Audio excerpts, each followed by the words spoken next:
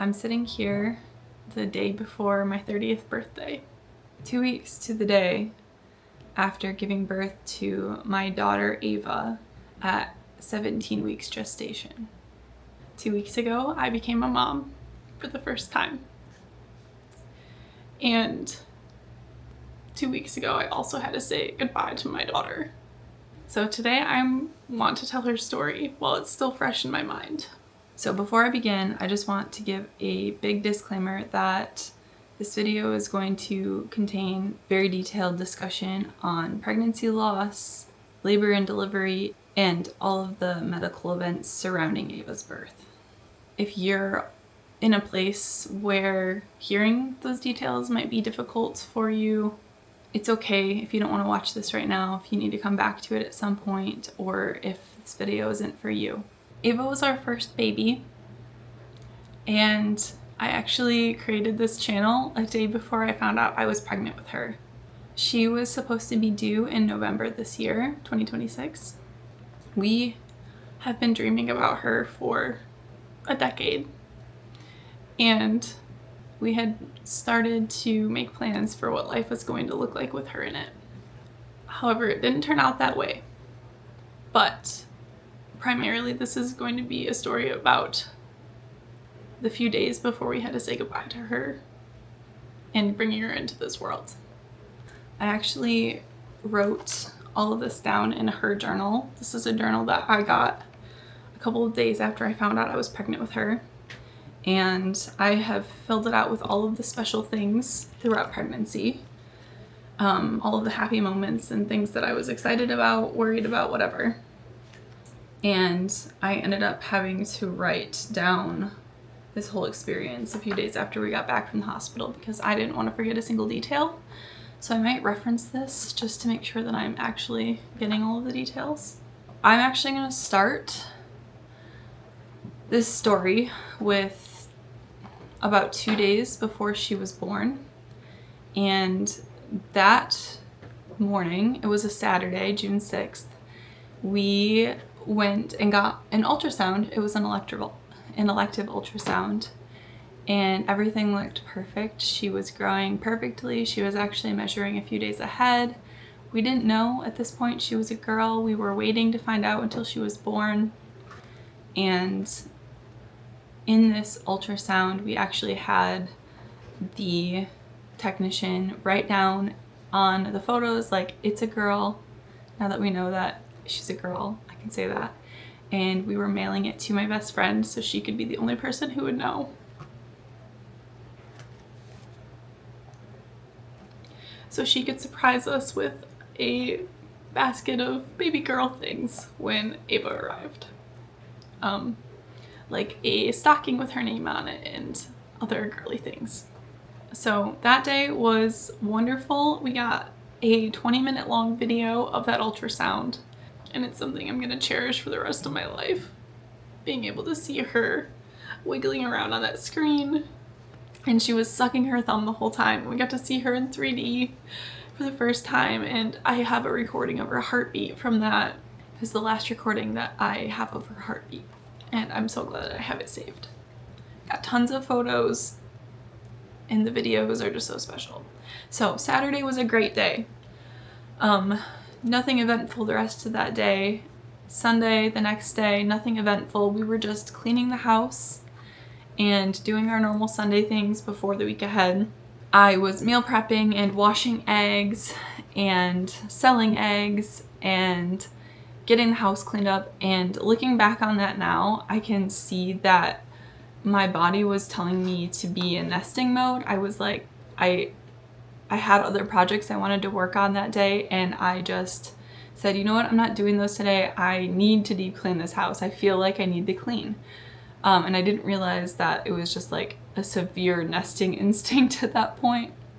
And then later in the afternoon, I started feeling like really, really sore back pain, like super low, achy, sciatic back pain. And I thought it was just from standing at the sink because I had washed like a couple of hundred eggs and then I had been cleaning all day. So I thought it was just because of that. And then right when we sat down to eat dinner around 7, I started getting what felt like menstrual cramps, like period cramps. They were mild. At least for me, I get like really severe period cramps. Like I will be curled up on the floor, fetal position, crying and not be able to do anything the first few days of my period. So these, I would say, were mild to medium period cramps for like a normal person probably, but they were pretty mild for me. So I wasn't super concerned, but they were pretty persistent, and I felt weird about it. Like something felt off, but cramping is supposed to be normal at this point, as much as I haven't really experienced it yet. So I just kind of ignored it. I didn't think anything of it. I just thought my back was sore from standing all day. I wrote down that night I went to bed still feeling kind of crampy, and I remember waking up throughout the night just feeling that crampiness still.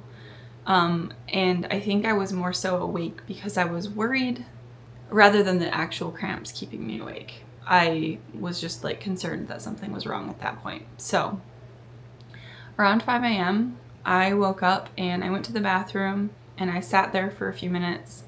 And when I wiped, I realized there was like this sticky mucus thing.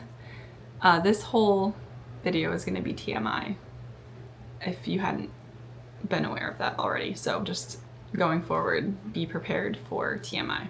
I was worried that it was my mucus plug, and looking back, I was right. It was my mucus plug. I'm 90% sure of that at this point. I have, throughout the trying to conceive process, I am someone who ended up tracking my cervical mucus, which is like checking your cervix and whatnot and feeling the texture of it.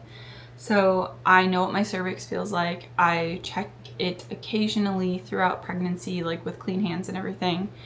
And I checked it at 5 a.m. that morning, and I thought it felt different than it had ever felt before. It felt really wide, not open. It didn't feel like a donut. It felt like flat, and I couldn't really tell the difference between it and the rest of everything else in there because it was so, everything felt so swollen. And it felt like a really long, narrow slit instead of the like normal donut with the donut hole, if that makes sense. So I messaged my midwife. We were working with the natural birth center in Asheville. And so I messaged them and waited a few hours. I didn't realize that I could call them, or I would have called them the on-call midwife immediately. So I waited for somebody to get back to me. My husband stayed home from work for a couple of hours that morning and just snuggled with me while I slept a little bit more. He tried to keep me comforted. And he said he would stay with me until she messaged me back. And then if we needed to go to the hospital or the birth center, we could. It's an hour away from us. So he wanted to be here if we needed to go. One of the midwives messaged back and pretty much just said cramping's normal, which is what I had thought too. And it shouldn't be anything to be worried about, but if I was concerned, I could come in. And that made me feel a whole lot better. So I just was like, okay, I'm gonna trust them, trying to not worry too much. And he ended up going to work a little while later, and I was like, I'm gonna take the morning off. I'm going to take a bath and try to relax and calm myself down. I did, and I ended up sitting in the bath for like a couple of hours, which is not normal, but it was really comforting to me, and my cramps were still there. I'm calling them cramps, but I will eventually start using the word contractions. I got out of the tub around probably 11:30, noon maybe, 11:30-ish, and I was like, all right, I'm gonna feel my cervix again. I know you're not supposed to do that because it can introduce infection, but I was already so worried at this point. I was still so worried at this point. I was like, I need to check it again because it felt so off, and something, just intuition told me something was wrong. So I checked it again after I got out, and I did not feel what I felt before. What I felt was something that was completely different texture, and it felt like a water balloon. It was hanging down from my cervix. It was not my cervix. And I could feel something moving around inside of it, I think it was the umbilical cord or just something in there. I don't know. I was like, I think this is the amniotic sac. This is like, my baby is falling out of me right now. So I pretty much started hyperventilating, went into panic mode. I called the midwives immediately and they were like, yeah, that's not good. We need you to get here immediately, or you can go to the hospital. Either way, you need to get seen immediately. This is an emergency. So my husband works 45 minutes away. I called him, told him we need to go to the ER like right now. Can you please get home? And so knowing that he was so far away, I ended up calling my neighbor and just bawling my eyes out. I went to lay in bed to prop my hips up and try and like have gravity working for me better than sitting up or just laying flat. So I was trying to like put the amniotic sac back in if I could with gravity.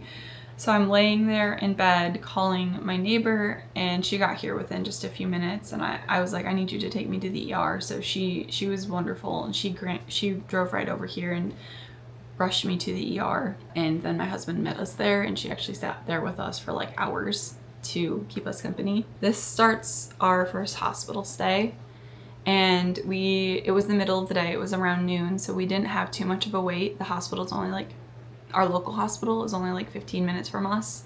This is a hospital that I didn't want to deliver at initially in pregnancy. I have avoided this hospital in every way that I possibly can because it has not a great reputation.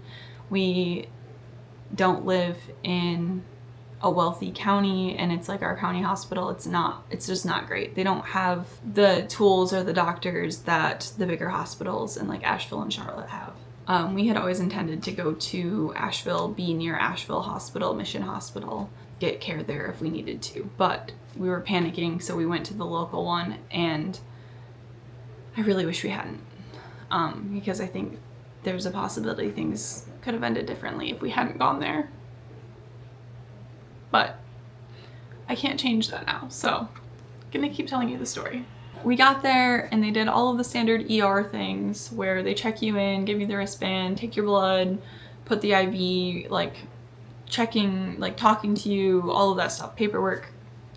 And I told them what I thought was wrong, and they really were just questioning why I was checking my cervix. They were asking if I had medical background, which I don't. It's just like, I told them, you know, like, this is just something that when you're dealing with infertility and trying to conceive for so long, you try everything you can. So like, I'm just used to doing this.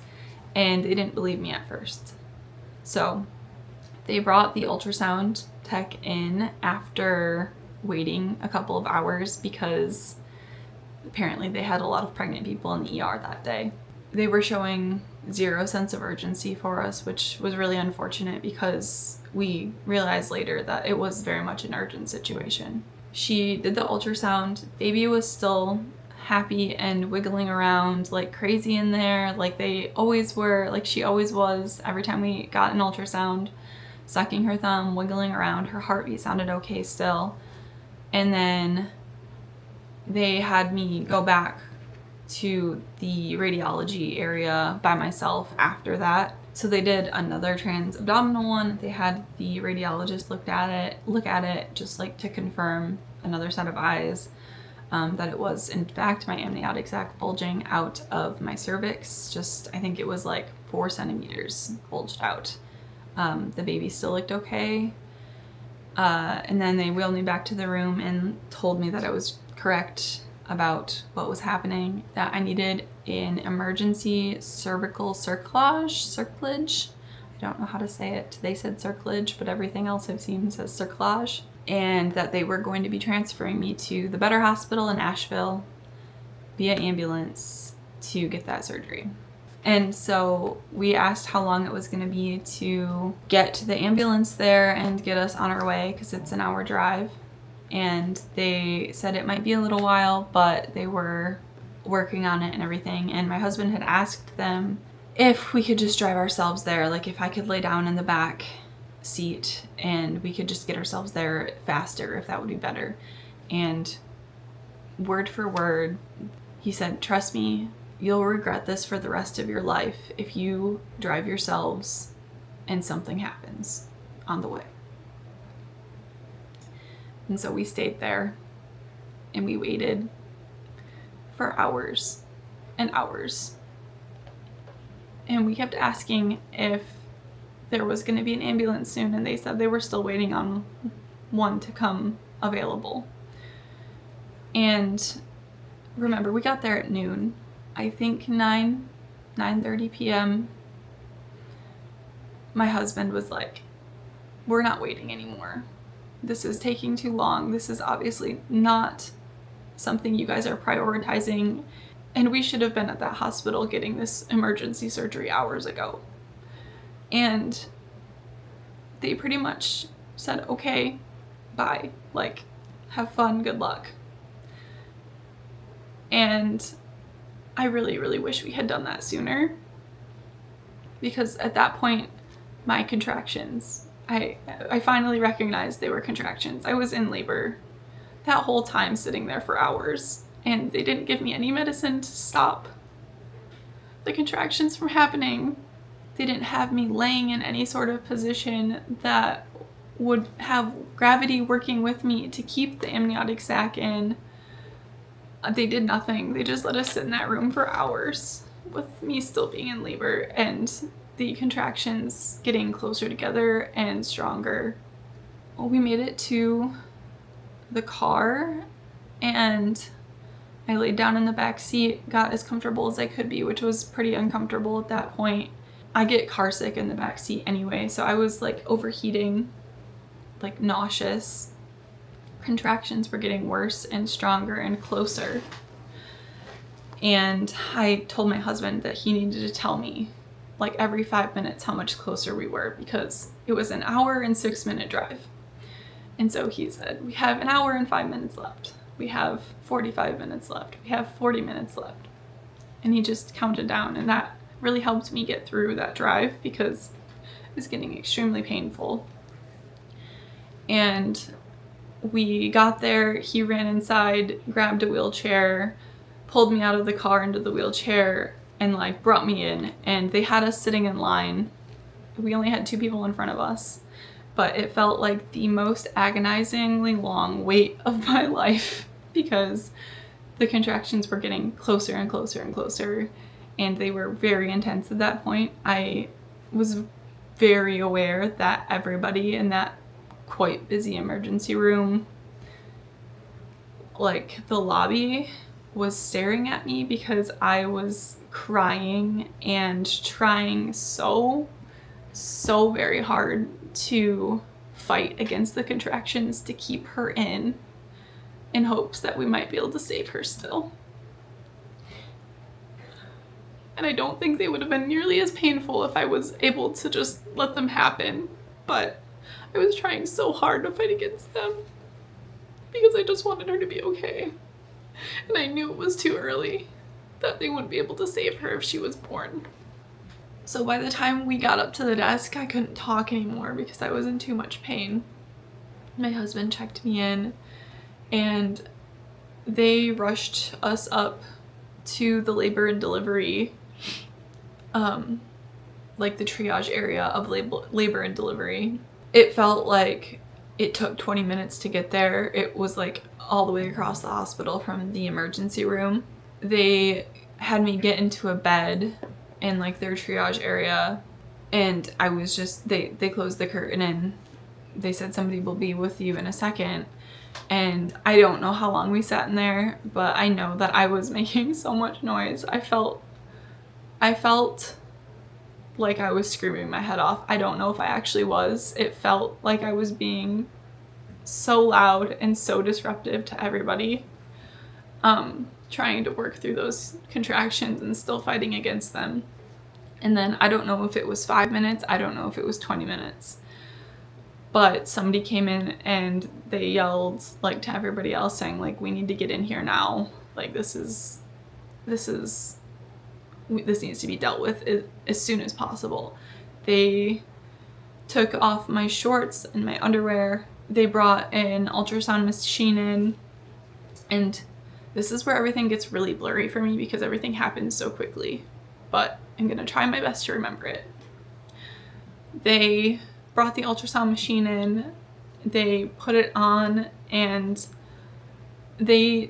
everything was so frantic and like happening so quickly. I don't know if she was still alive at that point. They didn't say whether or not she was, but I saw where she was in my cervix. The cervix was fully funneled. She was down in my cervix, and I knew that meant that we weren't going to be able to save her as soon as I saw that. And they mentioned, she's fully down in your cervix. Like, how long were you at the other hospital waiting? Why didn't they send you sooner? And I just remember asking them multiple times, can we save her? Is there anything we can do to save her? And I don't remember if they said anything else. But I do remember them saying she's too little. We can't save her at only 17 weeks. And I knew I was gonna have to give birth to her at that point. And so all of the restraint left my body, the fighting against the contractions, and I just let them happen. And I feel like stuff started coming out of me immediately. The pain was a little bit less when that happened, when I stopped fighting against them. As soon as I heard that, I let go, and they were wheeling me through the hallway really quickly to get me to a room to deliver her. And I just felt the contractions happening and stuff coming out of me, and I don't know if she was born in the hallway or if she was born in the room, because there was so much stuff that just like kept coming out. Clots. I don't know what it was. I couldn't see. And obviously she was small, so I wasn't able to feel like the whole head situation that like normally when you're giving birth, I think that's like more like the most painful part. I just felt stuff like gushing out of me. And they said that her water was still intact. And once we got into that room, again, everything is quite blurry at this point, but once we got into that room, I know that she was either born in the hallway or born right when we got into the room. They had her on like a tray in the amniotic sac, and I don't know if she was still alive when she came out of me and then passed a few minutes later, or if she was already passed while she was still inside of me. And I don't know the answer to that, and I never will. I do know that they got her out of the amniotic sac and wrapped her in a blanket, and they put her on my chest. And she was so tiny. This is a moment I have dreamed of my entire life. Like, literally, I have dreams of this moment, like while I'm sleeping. So I don't know the timeline of this. I don't know how long things took or the time frame here whatsoever. The details in general, I remember things, but I don't know how long was happening between stuff. I know that at one point they brought in some Uncrustables and some water and other snacks, and Taylor, my husband, was feeding me snacks and giving me water because the first hospital hadn't let me eat or drink in anticipation of getting the cerclage. I think the last time I had eaten was like 9 a.m., maybe 10 a.m. And at that point it was 11:30 p.m. I hadn't had any water in that time either. And so I finally had some food in my stomach. I was holding Ava on my chest. I was getting water, and I was obviously like in the midst of trauma happening, but it was like a slightly peaceful moment, I guess, where I was holding my baby. It was just me and my husband for a few minutes. And then the contractions for my placenta to be delivered started kicking in, and those were actually much more painful than the birth contractions. I don't know why that is. I have never given birth before this, This was my first experience with it. And they had given me meds to pick up those contractions because I think that's just what they do at the hospital usually. They want your placenta out. They don't want you to deliver it naturally in like a specific time frame, I guess. So they gave me the meds to do that, and I'm not going to tell you how they give you those. You can look that up yourself, but it wasn't really that enjoyable. They kept offering pain meds and things to take this pain away because obviously they're not concerned about the baby at this point. So they ended up offering me it so many times, and the contractions were getting so much more painful as time went on that I finally took them up on it, and the nurse gave me fentanyl. And as soon as she started giving that to me, my stomach turned like really quickly as she was injecting that, and I started to just throw up everywhere. Everything I had just eaten, everything I had just drank, I was throwing it up all over myself. I got it in my hair, I felt it running down my neck. And one of the more forceful times that I was throwing up, I managed to push out my placenta. So at this point, I no longer have food or water in my stomach. I had just ejected it all. I'm crying, I'm sad, I'm covered in vomit and blood, and I have my 17-week-old daughter on my chest. And I had been in labor for over 30 hours at this point. So something that they were worried about, they did ultrasounds after I pushed out the placenta. And they said it looked like the lining was still kind of thicker than they wanted it to be, and they were concerned about that. And they were talking about a potential D&C, D&E in the morning because they were worried that I hadn't gotten everything out of there. So I had to go back to no eating or drinking. I think I ended up not eating again until like 8 a.m. the next morning. But they monitored me all night. They helped me get up to go to the bathroom and monitored how much tissue and whatnot I was passing with each bathroom trip. And it ended up being that I didn't need to get that surgery. I was really concerned about that after everything I had gone through that day, having to go under and get a procedure, and like just it was a lot to take in. I don't think that I slept more than 30 minutes that entire night. They brought a cuddle cot into our room, and that's the bassinet thing that they have that keeps babies cold after they're stillborn or miscarried. And so Ava was able to stay with us all night, and I'm pretty sure I stared at her and cried all night long, just admiring her because she was so perfect. And they had said that she looked absolutely perfect. Nothing looked wrong with her that was obvious to tell why I went into early labor. They sent my placenta for testing. They did swabs to test for infections and a few other like blood tests and whatnot too, and we haven't gotten those results back yet. I just spent the whole night staring at her because she was just so perfect. She looked like both of us together. Like she had our features very distinctly. Her little hands and her feet and her nose and her lips. And she was just beautiful. And she was 7 inches long. She was 4.5 ounces. This tiny little being. But she looked like me and my husband. And it was just so cool and so devastating at the same time. And we hadn't known she was a girl. And I had secretly hoped this whole time that she would be a girl. Because I know my husband wanted a girl. We just had an inkling she was a boy this whole time. So it was a really cool surprise to see that she was a girl. And the nurses started to come back in around 6 a.m. And we had to answer tons of questions and start making plans for what to do with her, cremation, all of that. We had to obviously choose a name for her. We didn't actually use the name that we were going to use because when we both saw her, we realized that didn't fit her.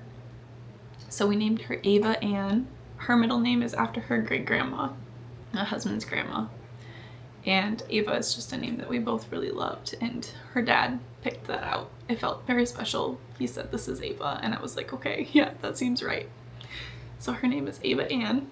They told me at that point that I wasn't going to need to get the surgery. They did another ultrasound and said that they weren't as concerned after everything that I passed overnight. We decided that we were going to have her cremated so that she can always be with us, even if we ever move from where we are currently.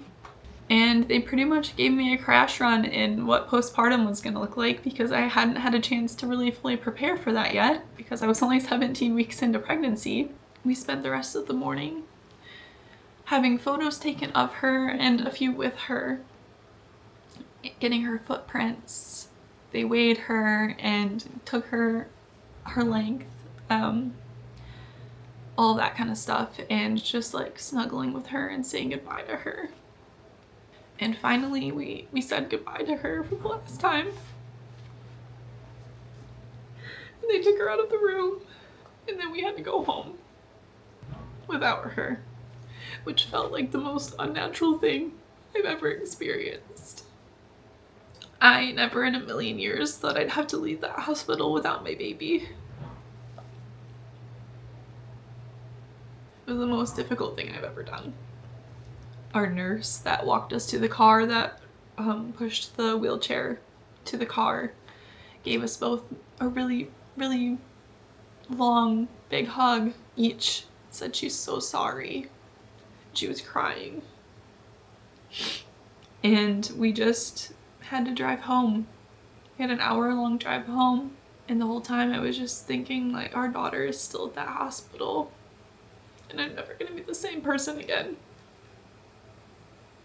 That afternoon when we got home, we just both laid in bed and cried, hugged each other.